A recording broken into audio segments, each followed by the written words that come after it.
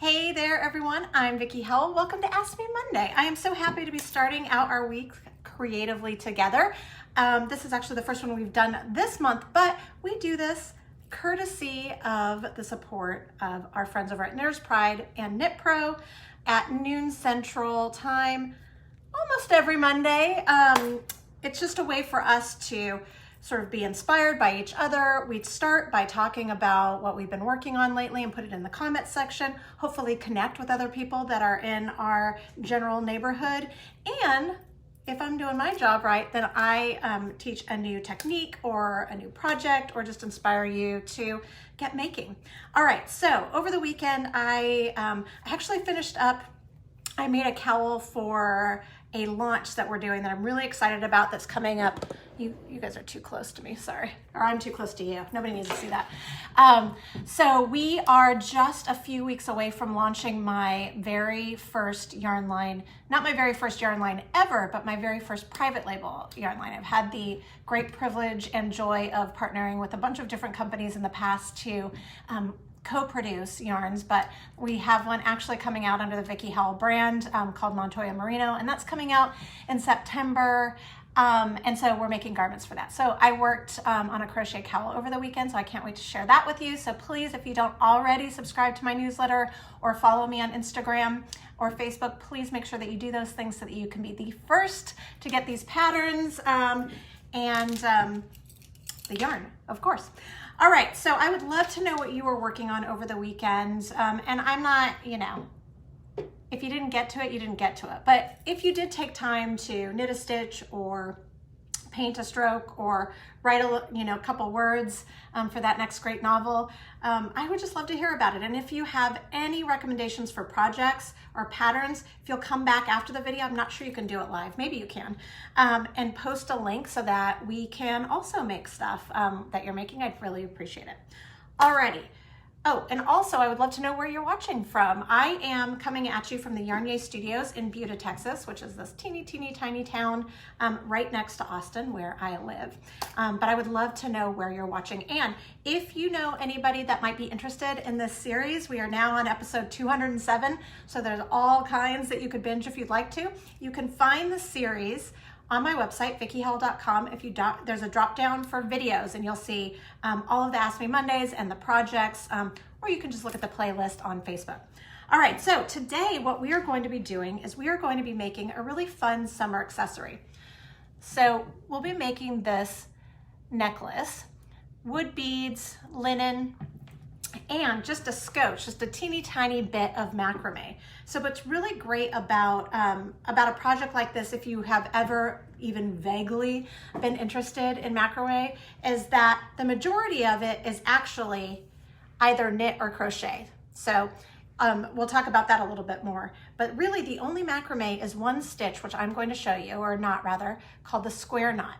And that's used to attach the beads. So this is a really great sort of gateway. So you can decide if that vibes with you, then maybe your next step is to go find, maybe a plant hanger or a completely macrame bracelet or something, and then step up. It's just a really great way. And also a really fun accessory that is great for, a resort wear look, or just to sort of like jazz up a tank top or a top of any form or a dress, and you can make it at whatever length that you want. We're working, this was a kit that comes in the July Yarnier box. We're doing this whole wool-free summer thing, and we're on our last month and it's been so fun. And so part of it was this kit that includes flax and twine linen, and that's enough to make two. But what we're doing, we haven't done this before, but I'm kind of excited about it. We also are going to be offering the kits only, as of now, on our website too. I have linked to it at VickiHell.com in the post that gives you the instructions for today's project as well. But if you'd like to nab one of these kits that comes with the paint from plaid, the flax and twine, the 3 wooden beads, paintbrush, and instruction booklet, you can get that as well. They're only 12 bucks. Or better deal is if you just go in and get the entire Yarnier box, which comes with our exclusive colorway fruity cocktail of 100% tencel yarn made from wood pulp, but silky and delightful. Who knew? By Busy Peach. as well as patterns for both knit and crochet headbands and scrunchies, and then a fruity cocktail themed yarn sleeve. If you don't have one of these and ever work in yarns that are slick, you must get one. It'll stop the center pull ball from sliding and tangling all over the place. And this is of course also in the theme of the fruity cocktail. So, and then you get the kit as well. And that's $35 for all of that. So that's the much better deal. But if you just want to try this, we've released not many, like maybe 15, because we didn't want to pull them for the boxes. So you'll be able to get that. Or you can work with stuff that's in your stash. So what you'll need for this project is some yarn. I recommend either a linen like this from Flax and Twine, or cotton would work. A DK weight is good. The weight doesn't matter as much, you know, but just consider that the weight will directly relate to how bulky your necklace is. So if you want something super, you know, big and substantial, you might want to go up a weight. If you want something a little more delicate, you could go down. But I'm using a DK weight, and I think that it drapes really nicely.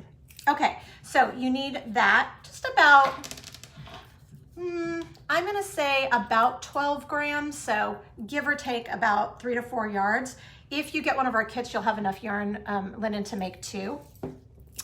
And then you're going to need, depending on which craft you're doing. So this necklace is made by starting by making the part that goes around your neck. So this particular one is a crochet chain, but you can also do an I-cord, and I'm going to be showing you how to do a garter stitch I-cord just to shake it up a little bit. So we'll cover that. So you need your tools. So if you're crocheting, you would get an H hook, and this is our Knitter's Pride Ginger that we love to use. If you're knitting, you just need either a circular, like in a size 8, like these Smart Sticks from Knitter's Pride, or you can use 2 double-pointed needles, because I-cord, you need to be, I'll explain that in a second. Okay, you need to be able to slide your yarn from one end to the other, so it can't be a straight up fixed needle. After that, you need some beads. So wooden beads, really all that matters is that they have a 4mm opening, which you can either make yourself with a drill, or you can just buy them on the interwebs. Of course, they come in our kit, but it just needs to be big enough for 4 strands of yarn to fit through. And which brings me to a tapestry needle that you'll be using. So you can do a little test with your tapestry needle. It just needs to be able to fit through those holes. And then optional is if you want to decorate your beads, you would just need some plain acrylic paint and a paintbrush, but that's absolutely optional. You could do wooden beads, you could do lucite beads, you could do acrylic beads. It really doesn't matter as long as the opening is big enough for the yarn to fit through. All right, so what I'm gonna do is I'm gonna flip over the camera, and we're gonna start by talking the necklace portion. All right, flip. Get you a little more light. Okay, so this particular necklace, I went with the crochet chain, which I think is a really nice option. Now, the thing to consider is for this particular project, you need to work with a double strand of whatever it is. It is crucial that you use a double strand, because at the end, we need there to be 4 strands for the macrame. I'll explain that when we get to that point. So we are going to, you can either do this, or I'm going to show you also, this is garter stitch I-cord. You could, of course, traditionally do traditional stockinette I-cord as well.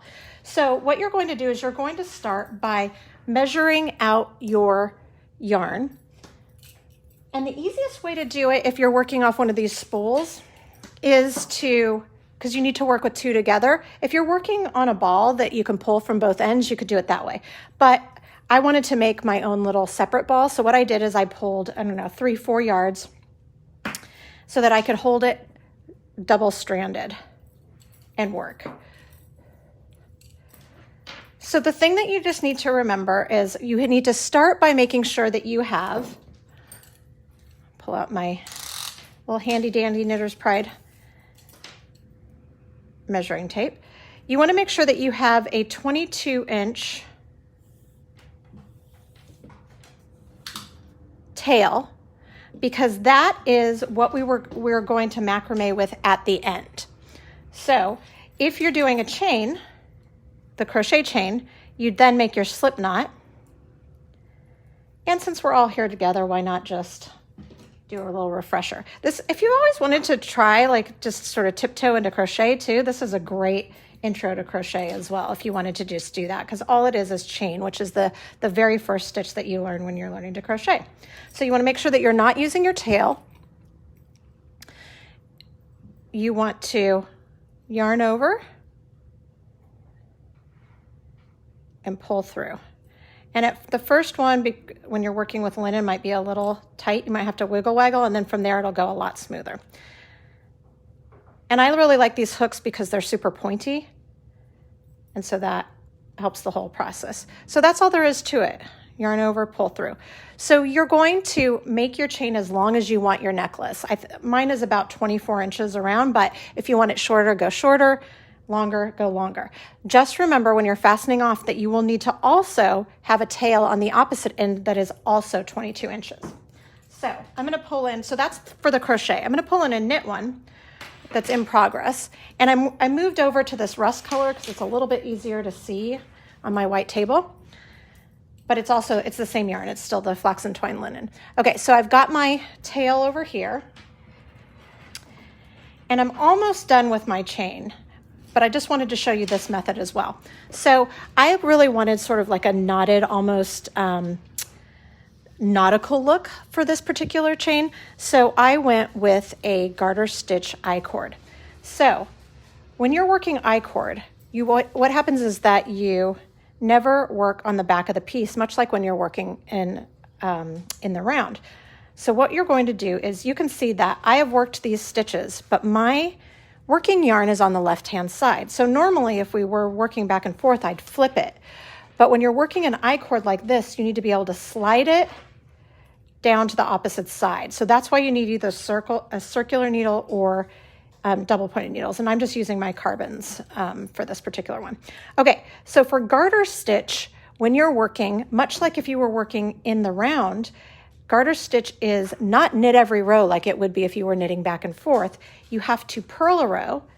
So I'm going to purl these 2 stitches, and I've just cast on 2. Again, you could make your I-cord as thick as you want your necklace to be. And then I want to push that yarn, or push the stitches all the way down to the other side. And the next row is knit.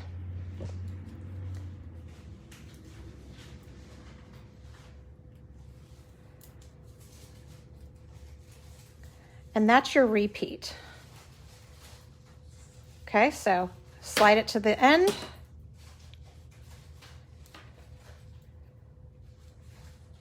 Bring your yarn forward, purl 2.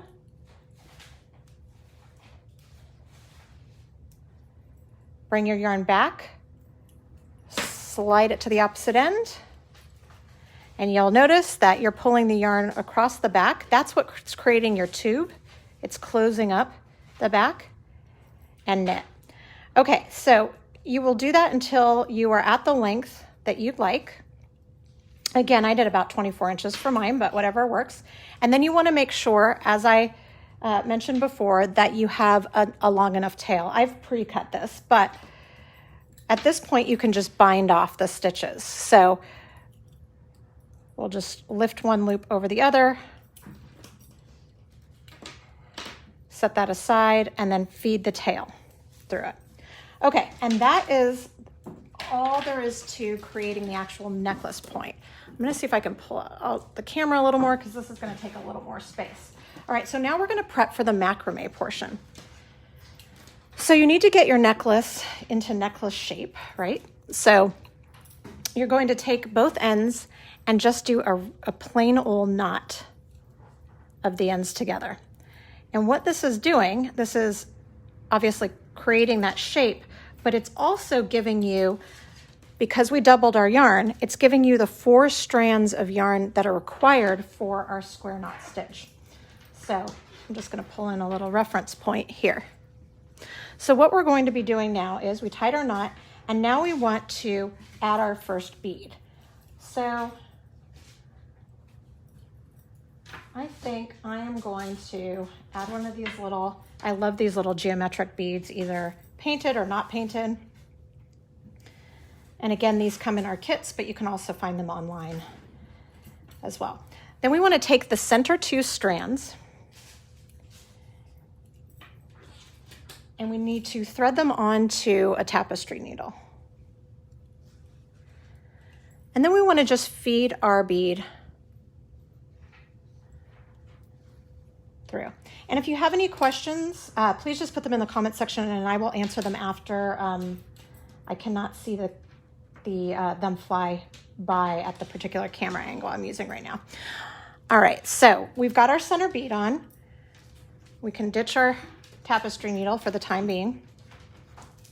And now we need to secure it. So this is when the macrame actually starts. So we're going to do a square knot. So we're going to take this first strand that's all the way to the right. We're going to go over the center. It makes kind of like a backwards 4, the center 2, and then under the last one. So over the center 2, under the last one. Then the strand that's furthest to the left, you're going to take that and you're going to swoop it under the center 2, and then up through the loop that you created with your little backwards 4. And then you're going to just pull on it. And this is the first half of your square knot is done. Now with these these geometric beads, it's not going to sit perfectly, but you just want it to be, relatively secure and semi-straight. Okay, so that's the first half. The second half is exactly the same thing, but in reverse. So we start with our strand all the way to the left. We are going to go over our center 2 and under the strand all the way to the right. So you've got your sort of proper facing 4, and then it goes under the strand. Then we're going to take our strand all the way to the right, slide that under the center 2, and come up in that loop. And now you can see the knot forming, and that, my friends, is your first square knot. I'm going to bring it closer because it also, coincidentally, looks like a little knit stitch, or actually a chain stitch as well for crochet. All right, so that's our first knot. So you have some choices here. What I did for this particular necklace is I wanted there to be more macrame, so I'm going to add another square knot right here. But you could just add the next bead now. It's up to you. So let's go over this again. We're going to go over our center 2, under our leftmost strand, take our leftmost strand, go under the center 2, bring it up through the loop, and pull. Okay, now we reverse the process for the second half. Over the center, under the one all the way to the right. And this is my yarn's a little, it's curling a little bit, so it may be harder to see. So I'm going to do this a few times so that I make sure you really have it. Then you're going to take your rightmost strand and come up under and then up. Okay, and then you're going to pull. And now you can see how cool these look sitting together. You could make an entire strand just with these square knots as well for a bracelet, or you could even do a necklace that way. You would just have to probably use a lot more yarn because of how much yardage that this knot takes. Okay, so now we're ready for our next bead. I think that I'm going to take one of the beads that I painted when I was at Craftation a few years back. It was a really fun, just sort of make and take with Anna Joyce. She's a wonderful designer. I wear a lot of her hand-dyed stuff.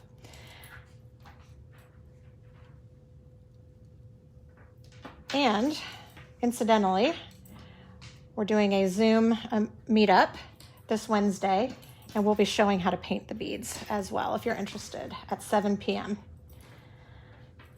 Alrighty. So now we've got our second bead in place. And you know the drill. We're going to go over the center two and under the last strand. Take our leftmost strand, come under the center two,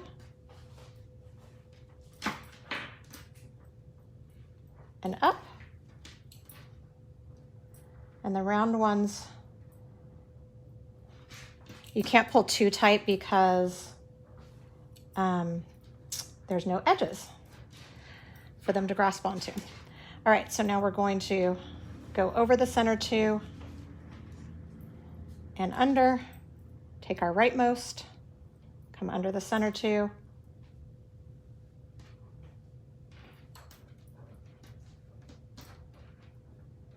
and pull. And that's secure as well. So you would just continue doing that.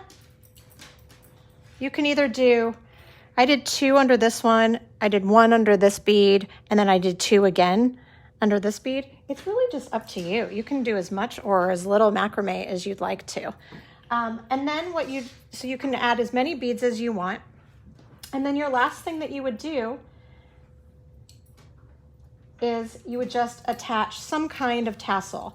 So you can tie one on like this. This one's obviously a lot shorter, or you can take a couple strands. A little pro tip, if your yarn is super curly, you can actually take a hair straightening iron, very low temperature, and don't do it much. Just go over it once really quickly and it'll straighten it. And then that's what I did here, and that's why this is really nice and straight. And then you could add this like fringe, just tying it on with a crochet hook like you would at the end of a scarf. You could add it that way. You could tie it on in a loop, kind of just whatever you'd like to do. And that's really all there is to it. I'm gonna probably mess around with it a little bit, and then I'll post it on Instagram once I am finished. And that's that. Those are our fun little macrame necklaces that are really quick to make. I'm gonna turn around the camera now. A really fun craft for if you're having some girlfriends over, any friends over, and you want a little crafty thing to do over wine, or even just for a slumber party with the kids, that works. Or these make really great gifts if you are having a pool party. Maybe you want to hand them out to your guests or whatever. Really fun. They can have a lot of color or no color. It's up to you. They're totally customizable. So just have fun and play. And hopefully just that little introduction to macrame will have you explore another craft as well. Alrighty, that is it for this week's show. Don't forget that we have a very limited amount of these kits, and you can find instructions and the kits at vickyhowell.com. And there's also a link to the last of our August boxes, which are beautiful and really, really sort of speak to the sort of like happy summer vibe. All right, I will see you back here next Monday at 12 p.m. Central. If you know anybody that might be interested in this tutorial, please share.